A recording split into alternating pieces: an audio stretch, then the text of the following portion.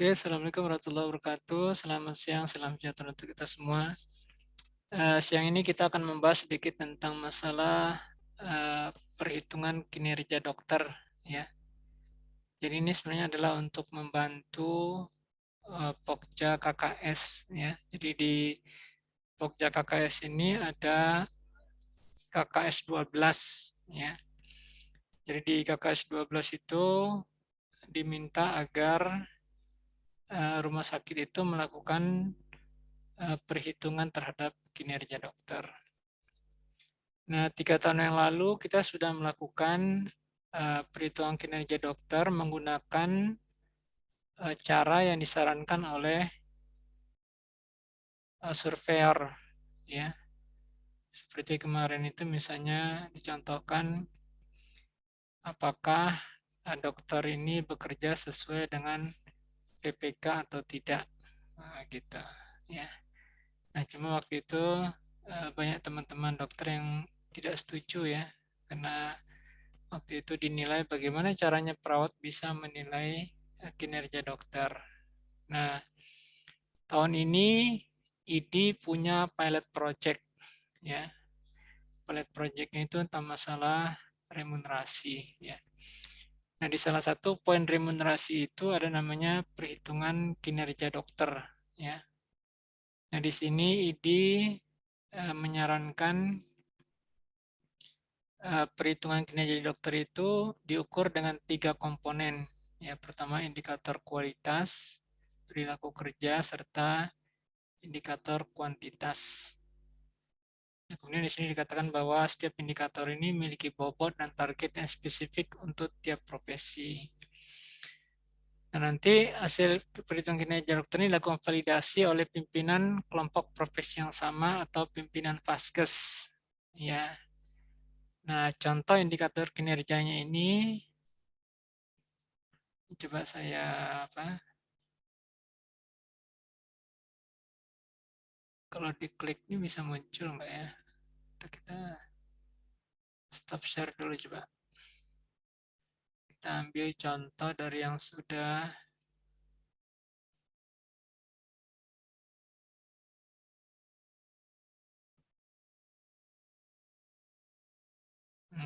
bentar.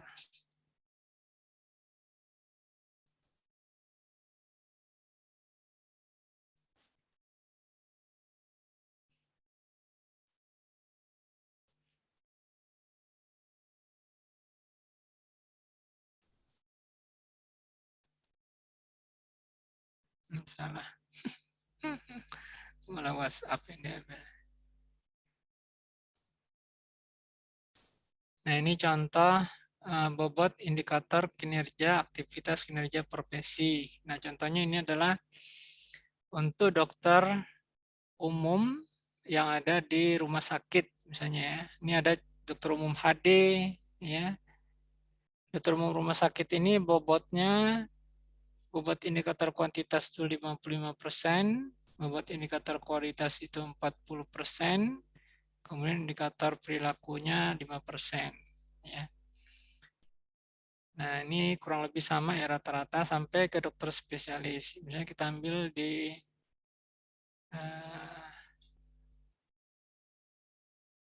mana di sini. Contohnya ambil ini ada bedah, kemudian forensik gizi.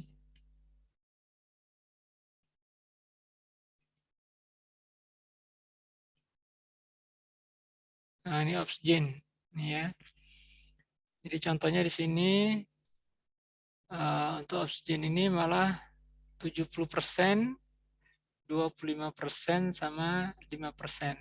Oh, jadi memang beda-beda masing-masing profesi, ya. Kemudian kita ambil untuk penyakit dalam. Nah, ini.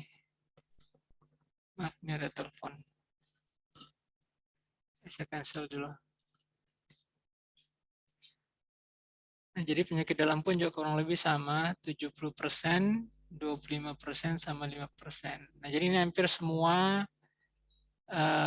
profesi ada di sini, ya.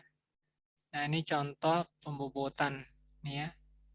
Bobot indikator kinerja sesuai dengan profesi.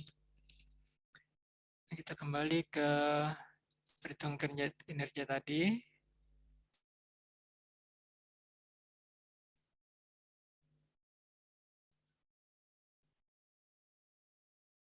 Nah, ini indikator kinerja kualitas ya. Jadi ini katanya sesuai dengan acuan indikator mutu masing-masing profesi ya. Jadi indikator kinerja kualitas ini harus berdampak pada peningkatan mutu pelayanan, efisiensi proses kerja, dan peningkatan pendapatan fasilitas kesehatan. Nah, kemudian bobotnya juga katanya sama ya. Nah, ini katanya bersifat kelompok untuk masing-masing profesi. Nah, kemudian nanti kalau kita lihat contohnya, ini luar biasa memang perhitungannya, tapi ini disepakati saja nanti. Jadi bila capaian sesuai standar, maka mendapatkan nilai penuh, yaitu 100. Tapi kalau capaian tidak sesuai standar, maka nilainya langsung 0. Nah, ya luar biasa. Jadi, tapi memang ini masalahnya karena ini digunakan untuk remun ya. Nah, cuma kita kan nanti menggunakan ini untuk akreditasi ya. Nah, di sini dicontohkan indikator kualitas dokter spesialis neurologi ya.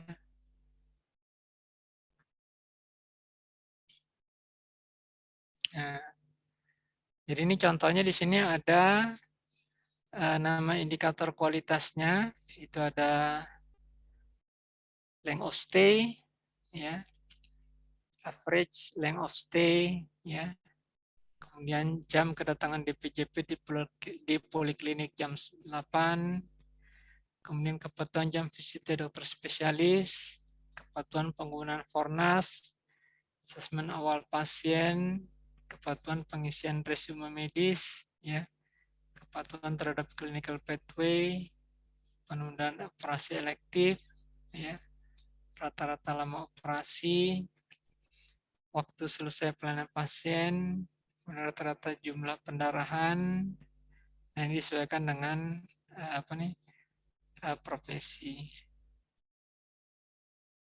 Hospital acquired infection, ya, infeksi dari operasi.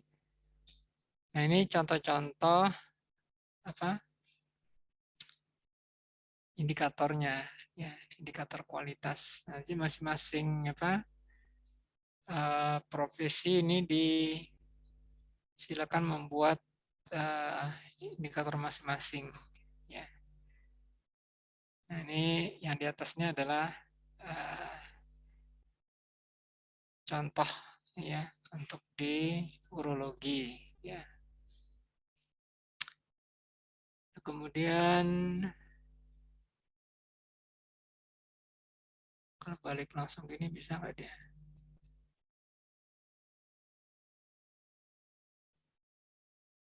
Ini kalau balik begini yang dilihat di sana apa nih? Indikator kinerja kualitas atau masih yang tadi? Masih indikator kinerja kualitas, Pak. Yang pas tadi nggak kelihatan ya? Nggak ada, Pak. Masih yang ini aja. Oh. Nah, sorry kalau gitu.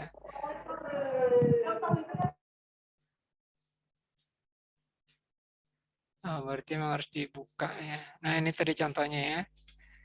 Jadi ini contoh tadi indikator kinerja untuk indikator kualitas ya. Ini untuk urologi tadi. Jadi ada average length of stay, kedatangan di poliklinik, kepatuhan jam visitor terus spesialis ya. Kepatuhan penggunaan Fornas, asesmen awal pasien ya.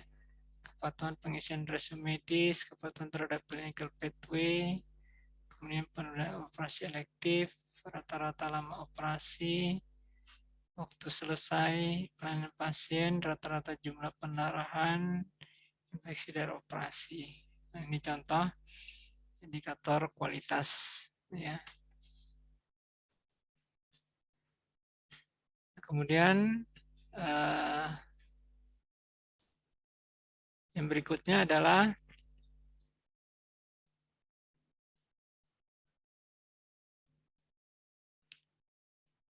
Nah, indikator kinerja perilaku, ya.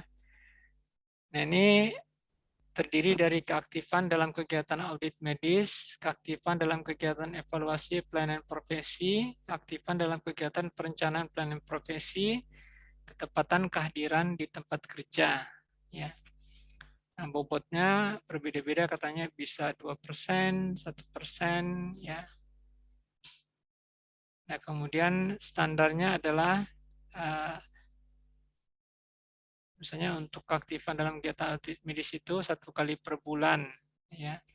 Keaktifan dalam kegiatan evaluasi pelayanan profesi itu 1 kali per bulan. Keaktifan dalam kegiatan perencanaan pelayanan profesi itu 1 kali per bulan. Nah, kemudian untuk kehadiran di tempat kerja itu sesuaikan dengan jadwal kegiatan pelayanan. Nah, ini dicontohkan. Oh, ini rupanya keluar dari screen ya, nggak terlihat. Nah, ini coba saya stop dulu. Kita masuk lagi ke contoh indikator perilaku kerja. Ya, nah ini, ya. Jadi dicontohkan di sini untuk perilaku kerja ini, untuk keaktifan dalam kegiatan audit medis itu bobotnya 5%, ya. Kemudian keaktifan dalam kegiatan evaluasi pelayanan profesi ini 2%, keaktifan dalam kegiatan perencanaan pelayanan profesi 2%, ketepatan kerjaan 1%. Nah, sebenarnya kalau untuk di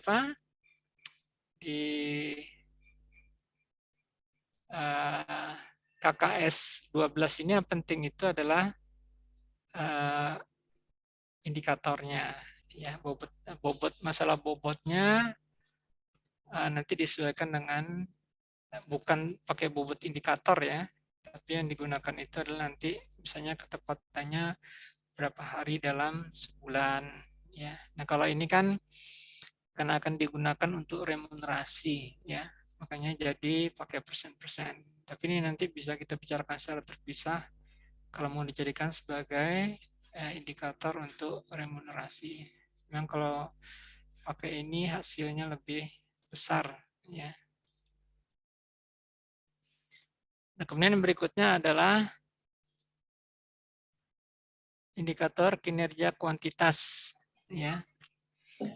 Jadi indikator kinerja kuantitas ini terdiri dari akumulasi jam bekerja, akumulasi hari bekerja, pelayanan, ya, baik di poliklinik, VCT, dan tindakan pemeriksaan. Kemudian kalau yang pendidik klinis ini karena mereka mungkin di universitas ya, atau menjadi dosen, itu pun juga ada kegiatan penelitian. Nah, bobot untuk akumulasi jam bekerja serta hari bekerja itu katanya sama untuk seluruh profesi, ya. Sementara untuk pelayanan, ya, itu berbeda-beda dan spesifik untuk masing-masing profesi. Ini coba kita lihat contoh indikator kuantitasnya.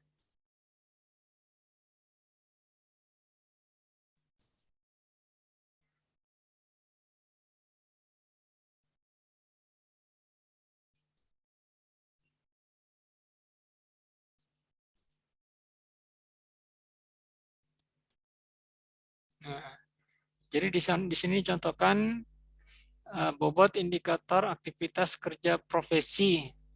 Nah, misalnya dicontohkan untuk jadi rumah sakit misalnya kalau dia membantu di poliklinik, ya, tapi ini kan kita rata-rata tidak ya.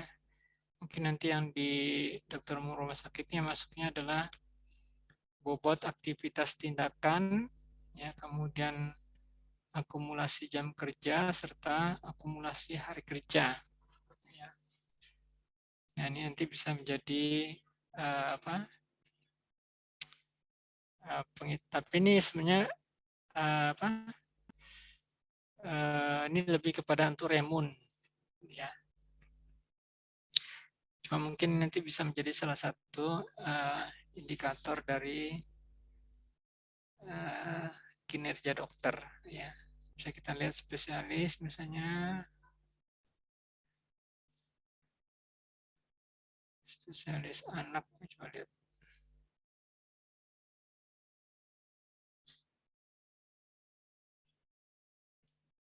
Nah, seperti Bu Suci, Nah, berarti nanti ini nilai-nilainya berbeda-beda poinnya, ya.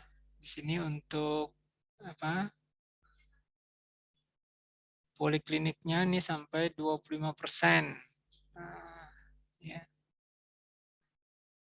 Kemudian visitenya juga 25%, ya. Nah, jadi nanti tapi yang ini kita nggak terlalu banyak bicarakan ya, karena kalau sudah masuk di pembobotan ini lebih kepada apa? Remun, ya. Nah, cuma yang ingin dilihat itu sebenarnya adalah aktivitas atau kegiatan yang ada di atasnya. Misalnya kegiatan di poli, kegiatan visite, kegiatan tindakan, ya. Kemudian jam kerjanya serta hari kerja, ya. Nah, tinggal nanti kita sepakati apakah memang itu bisa kita jadikan sebagai indikator kinerja kita dari para dokter atau dokter umum, ya. Nah, ini contoh tadi dari akumulasi jam bekerja, ya. Jadi, nah ini nanti mungkin bisa disepakati dengan apa nih kita sepakati ya. Tapi tentang masalah itu nanti bagaimana di remunnya ini mungkin nanti bisa dibicarakan dengan tim remunerasi. Nah, jadi katanya untuk akumulasi jam bekerja itu adalah total akumulasi keseluruhan jumlah jam yang dihabiskan untuk melakukan pekerjaan profesi, itu yaitu sebanyak 200 jam per bulan. Ya, sebenarnya kalau dari jam kerja pegawai negeri itu kan sekitar sebenarnya cuma sekitar 40 ya, 40 jam per minggu. Jadi sekitar 160, tapi dokter ini lebih banyak ya. Nggak tahu nih kenapa ID ngambilnya 200. Kemudian untuk perhitungan capaiannya ya, capaian akumulasi jam dalam satu bulan dibagi total akumulasi jam per bulan dikalikan 5%. Nah, tapi masalah presentasi ini kita nanti bicara masalah jasa. Begitupun juga dengan akumulasi hari bekerja. Ya. Nah, tadi ada namanya indikator pelayanan. Ya. Ini adalah total akumulasi jumlah pelayanan yang dilakukan dalam waktu satu bulan yang dituangkan dalam bentuk skor pelayanan. Ya. Jadi satu skor pelayanan untuk poliklinik dan visite sama dengan pelayanan satu pasien BPJS Kesehatan. Ya. Nah, kemudian nilai skornya itu berbeda-beda katanya. Ditimbang berdasarkan kualifikasi SDM, pencapaian kompetensi, apakah tindakan tersebut memerlukan bantuan penunjang atau tidak, kemudian bagaimana tanggung jawab ya dan pengawasan serta waktu penyelesaian tindakan. Ya. Nah, kemudian untuk rumusnya katanya, nah ini masalah skor-skor ini masuknya di Remon, ya. Nah ini kalau yang berikutnya sebenarnya sudah masuk di simulasi Remon, ya. Yang kalau kita lihat di simulasi ini luar biasa ya. Mungkin saya tunjukkan saja ujungnya.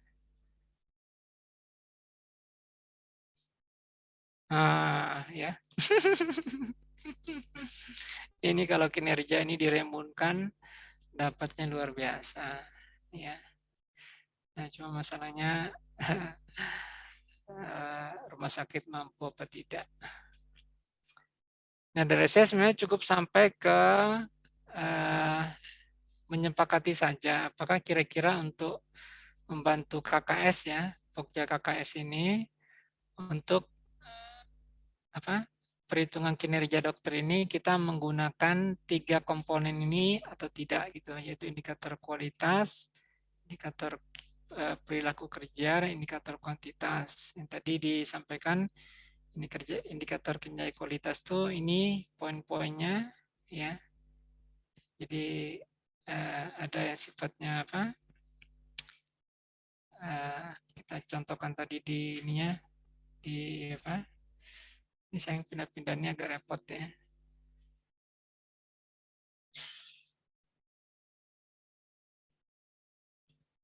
Tidak tadi di belakang sini.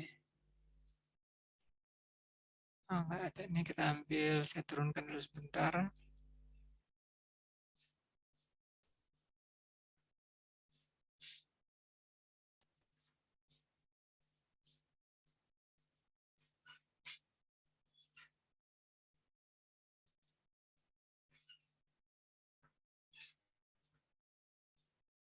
Nah, ini tadi ya. Jadi bobot indikator kinerja ini, aktivitas kinerja profesi, ya. Ini ada namanya bobot indikator kuantitas, kualitas, serta perilaku. Kemudian ini tadi persentasenya, ya. Nah, kemudian nanti setelah itu baru dilihat di masing-masing poin tersebut apa saja yang ada di masing-masing indikator ini, ya. Nah, kemudian untuk yang perilaku seperti ini tadi, keaktifan dalam kegiatan audit medis, evaluasi pelayanan profesi, serta perencanaan pelayanan profesi. Kemudian untuk kuantitas, akumulasi jam bekerja, hari bekerja, serta pelayanan yang diberikan. Oke, mungkin menyepakati itu saja. Kalau memang ini nanti disepakati, ini yang kita gunakan untuk perhitungan kinerja dokter yang akan dimasukkan dalam penilaian kinerja dokter di KKS 12 akreditasi. Silakan kalau ada masukan dari teman sejawat terhadap usulan ini, ya. Silakan, ada tanggapan?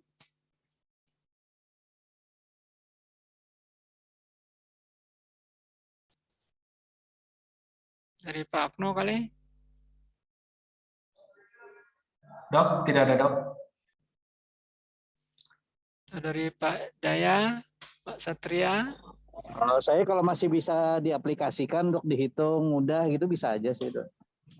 Tapi kalau Nanti, misalnya sulit ya mungkin kita ke kuantitas sama perilaku dulu aja, Pak. oh ya udah. Oke, sip aja.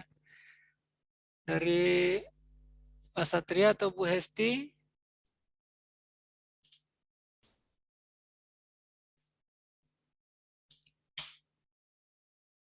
Ada tanggapan?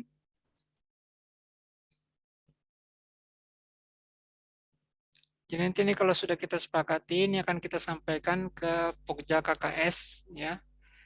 Nah, silakan nanti mereka kira-kira, karena nanti akan diundang lagi nanti dengan para kepala ruangan, kesanggupan mereka untuk melakukan penghitungannya, ya.